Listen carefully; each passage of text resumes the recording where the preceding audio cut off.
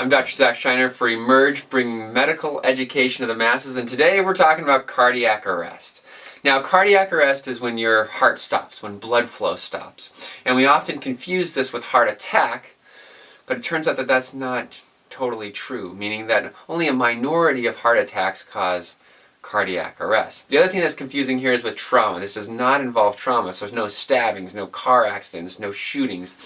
This is medical cardiac arrest. And so when we start thinking about different causes of this, there are a number, but the big four include blood clots, we call this pulmonary embolism, overwhelming infection, we call this sepsis, arrhythmias of the heart, meaning electrical problems with the heart, and then, of course, heart attacks. They do, in fact, cause cardiac arrest. So how do we treat cardiac arrest? Well, CPR, we've all heard about this. This is pushing with your hands, doing chest compressions on the heart. And good quality chest compressions involve what I say is three different things. One is pushing hard, one is pushing fast and allowing for recoil. Pushing hard enough so that you get compression of the chest wall. Pushing fast enough, around 100 times a minute. We use the song Staying Alive to keep on task. And then allowing for recoil. This is the confusing one, and this is where you want to get your hands off of the chest. Why do you want to do that? Because the mechanism, the way that chest compressions work is actually a little different than what most people think. Most people think you're pushing on the heart and that's getting blood to flow. Well, the heart is actually a big floppy mess in cardiac arrest. And so what the primary mechanism for why chest compressions work is that you are increasing the pressure in the chest. You're increasing the pressure in the chest.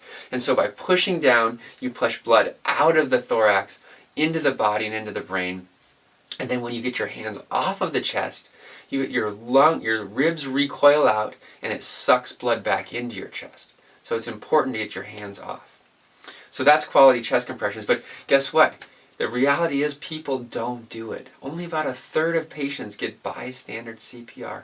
That's horrible. Especially when we know that bystander CPR can improve survival rates by almost 3 times.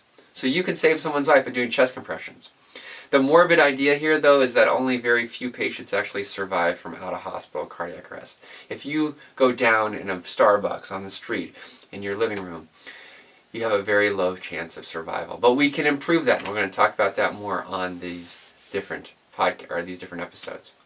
So, final thing here is defibrillation. When someone goes down, if they are unconscious and they are non-responsive, that is when you call for 911, you do chest compressions, and you get the AED. Now here's the thing, is that how do you decide if someone is actually in cardiac arrest? Well, we often use our fingers, right? Check for a pulse. Turns out it's really inaccurate. Just doesn't work very well. And so the current guidelines actually say if a patient is non-responsive, meaning they're unconscious, and they're not breathing normally, then that's the type of person that you should consider starting chest compressions on. Okay, back to defibrillation. Defibrillation is when you pull that AED, that thing that's on the wall in your school or in the restaurant.